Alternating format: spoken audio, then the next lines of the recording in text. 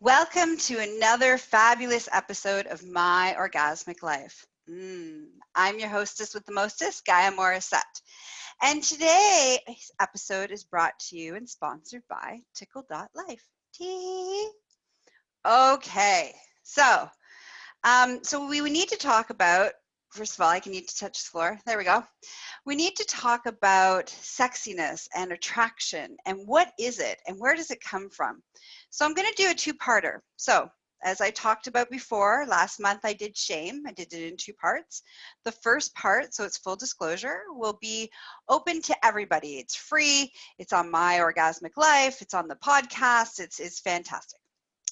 Now part two is only for my Patreon people. And part two is where we're going to dive deeper into things. So for the price of a coffee, you can, not only support the overall costs of running My Orgasmic Life, as well as you get bonus content that no one else gets, and all sorts of cool things that you get from me. And you get to interact with me in a more interactive way. Okay, so let's get into our topic. Let's everybody take a deep breath.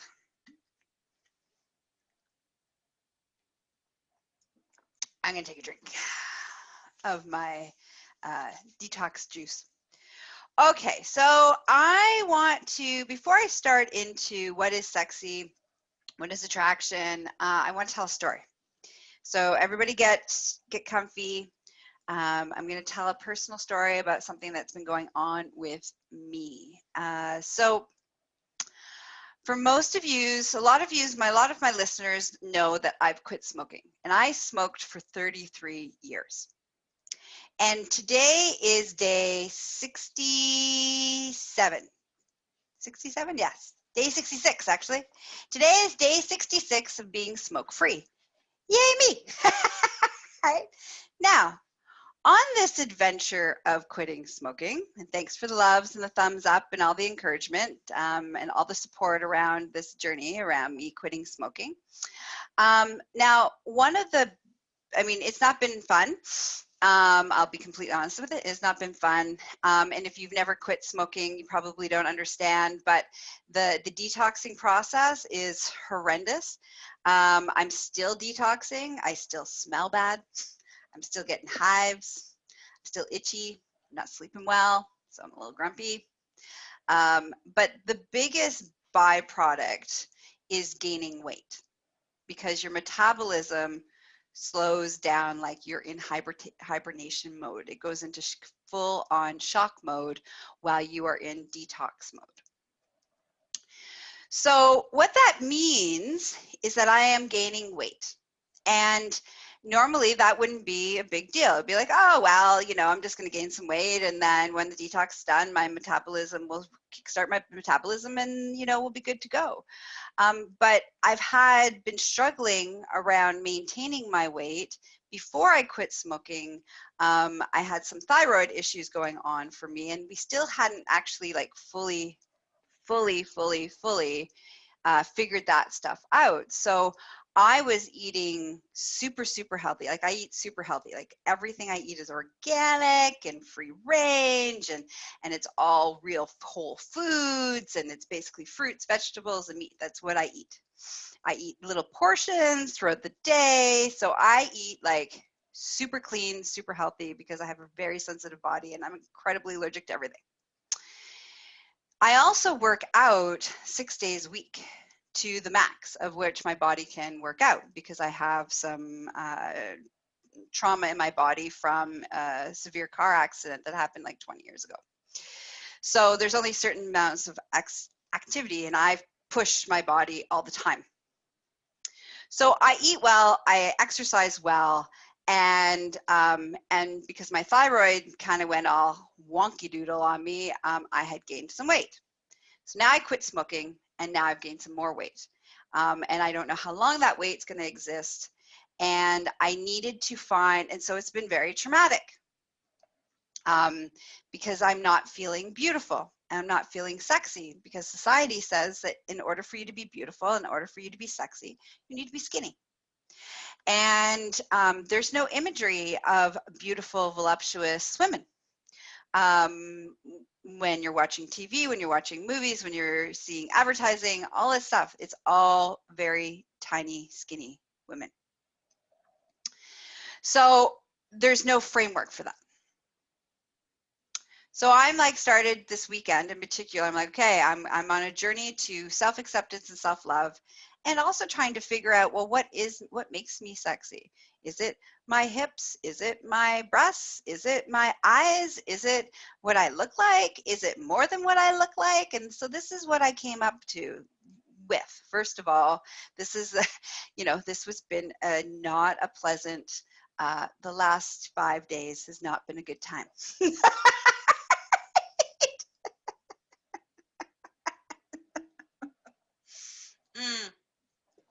Thank you, Katie.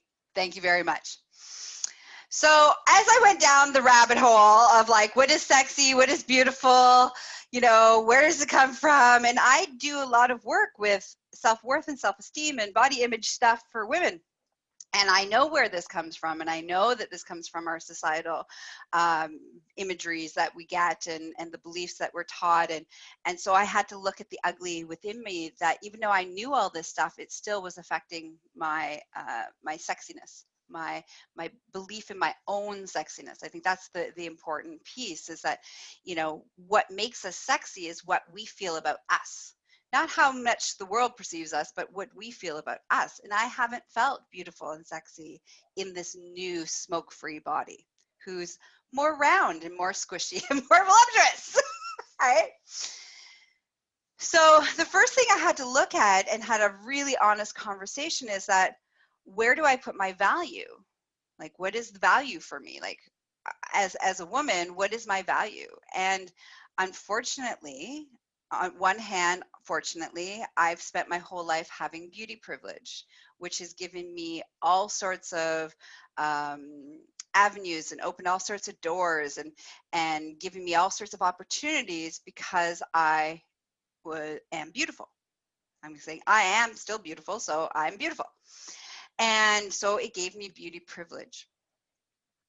And that beauty privilege, as it opened all of these doors, there was also a price that had to be paid, which was that my value and my self-worth is all tied up with what I physically look like. Well, that's a slippery slope, because i.e. something goes on with my health, or I gain weight, or what happens if I was in an accident and my face was disfigured, or what happens if the physical beauty of what society says is beautiful dissipates, and my whole purpose of existence in my whole value is based on what I physically look like. Being beautiful gives me privilege. Being beautiful gives me confidence. Being beautiful from a societal standpoint allows me to be make money. It allows people to be drawn and attracted to me. It allows all of these things. And so I had to really deeply, deeply look at the ugly of that, as we're talking about beauty, but the ugliness of, I am more than what I physically look like. I am more than the body that I'm in. I am more than what society values as beautiful. So I'm doing some deep, deep healing in this realm, which I'm really grateful for, because this healing then I can turn around and pass on the skills, the knowledge, all the gifts, all the things that I know that work. How do we move through this? Because I'm not alone. Right? A lot of us are struggling, and a lot of us have struggled with our beauty, and whether we have it or don't have it, we should have it. We want it because we don't feel like we have it. Our bodies shift and change. Now our self-worth is devalued because of that. Like, there's so much stuff attached to what it means to be beautiful in our society and our culture. So I wanted to share that with the reason why I'm doing this two-parter is because it's a big topic, and I wanted to share with you honestly, and it's really hard. Like, it's really hard for me to show up and admit that, arrogant, confident, cocky, sex pot me is struggling with body image and low self-worth. So I am admitting it out loud. I too go through this process. So I'm with you. All right. Okay. So let's drop into, this is what I've figured out. That let's talk about what is attraction and what is sexy. So sexy. Sexy has nothing to do with your physical body. And so this is what I've been kind of exploring, is that when I have been hit on from other people's perspectives, so other people have been most drawn to me and most turned on by me and engaged with me and hit on me. You know when those moments have been, like the most of those times, is when I've been not attractive at all, like physically. My hair's gnarly. I have no makeup on. I'm in the forest. I'm in the bush. I'm fishing. I got fish guts all over me. I got worm guts underneath my fingernails. I'm like, there's no part of me that says from a societal standpoint that I am looking smoking hot. Nothing. And yet those are the moments where I have had more people turned on and more people attracted to me than when I'm like all fully done up and looking really hot and, you know, having my attitude. I mean, that all of those pieces. But so if that was the case, I was like, oh, so then it has nothing to do with my physical body. What is it that they're attracted to? What is it that people are attracted and drawn to us about? Well, it's our charisma. That's what it is. It's our essence. It's our energy. That's what draws people to us. That's what attracts people to us. It's that confidence that about life and being like living life fully, living life to its max, living life, you know, balls out, for lack of a better way of, or ovaries out.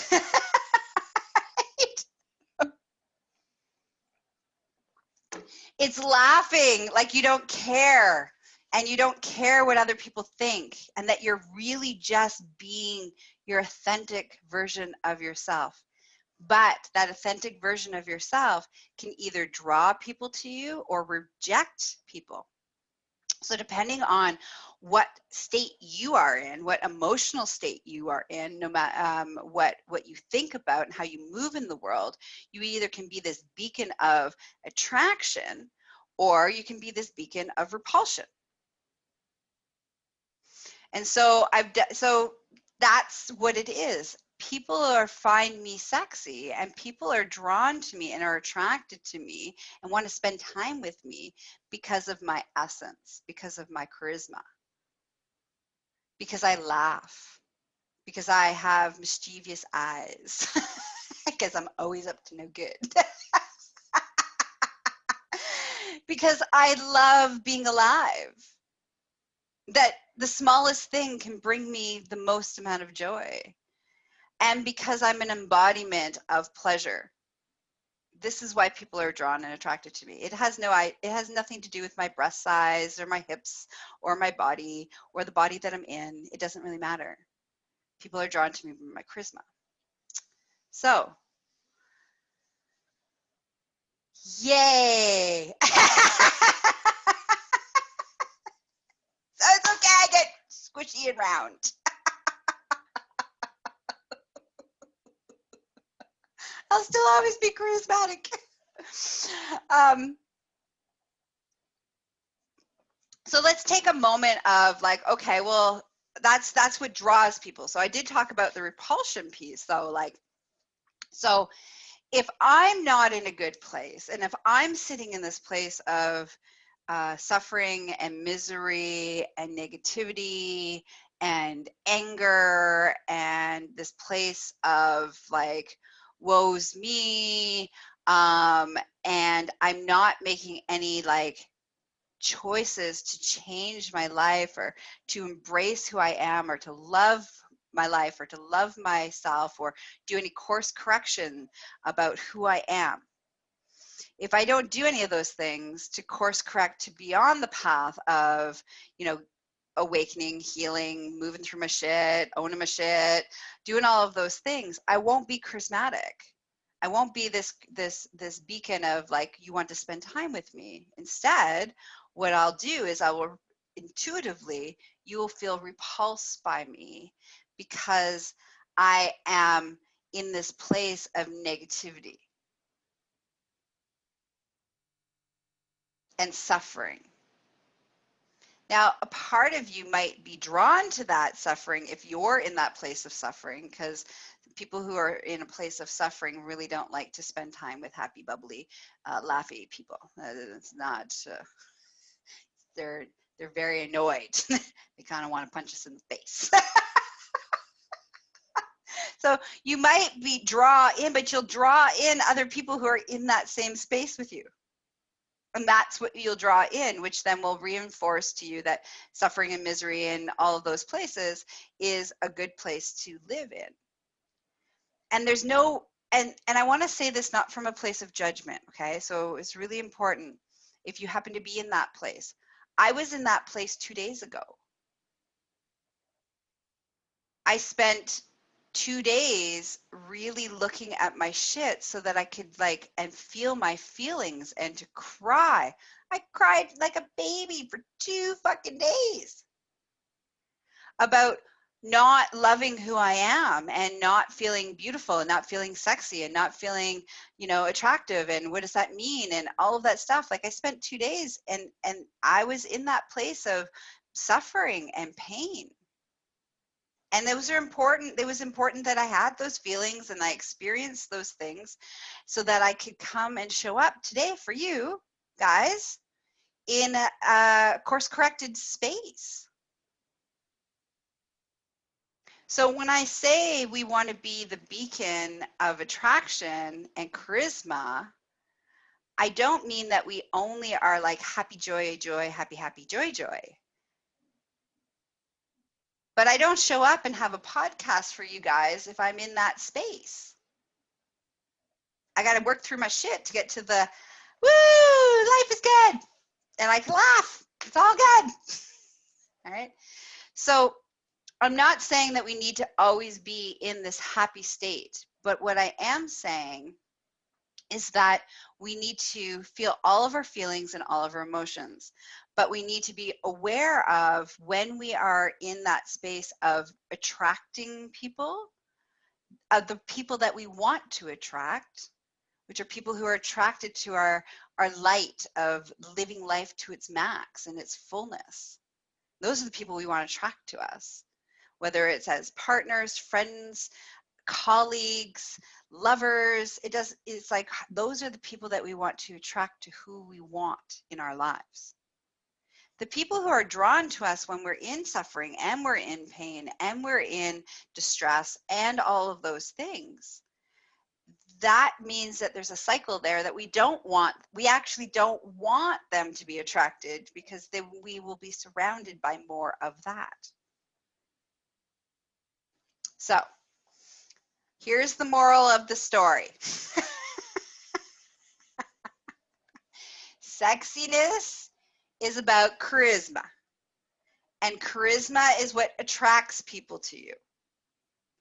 The happier, the more joy, the more real, the more authentic, the more raw, the more honest that you are, the more you will attract people to you.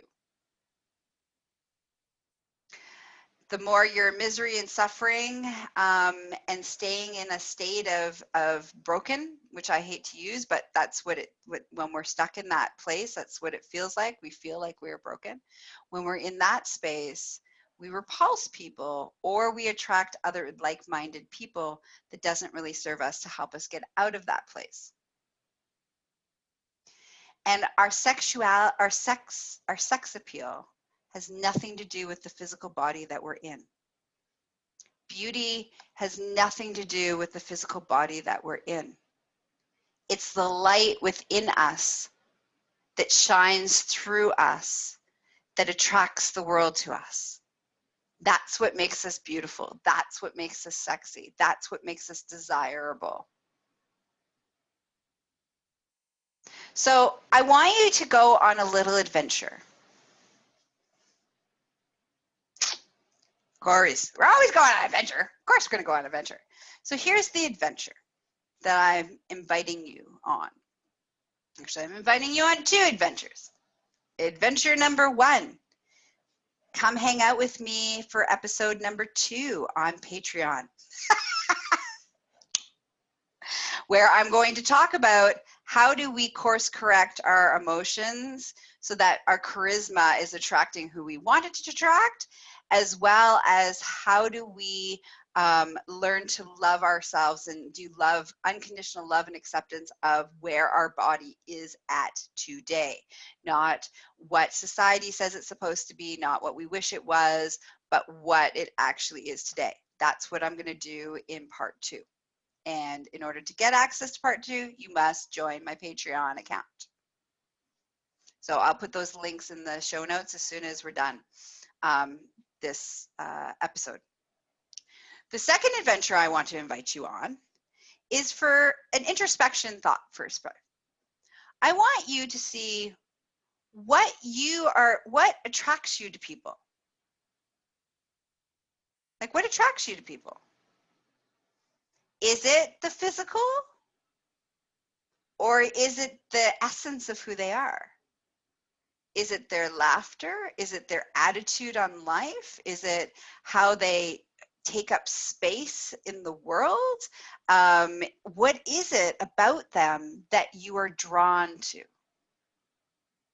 Because it helps when we can see externally what we're drawn to about other people, to then allow ourselves and our self-esteem and our self-worth and our self-value to change from what we physically look like to valuing who we are as a person and loving and accepting who we are. The more we love and accept who we are as a human being, the more we give space for other people to be drawn and attracted to us. And then there's a whole thing about love, which will be next time we talk. Right? So I want you to start to examine, why are you drawn to that person?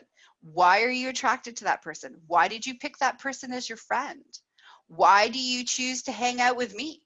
Why do you choose to listen to certain, podcasts or follow certain people that you may not know personally, but why are you drawn to them? What is it about them? And are those traits that you have, or are those traits that you want to have? So that's what your 2 adventures are.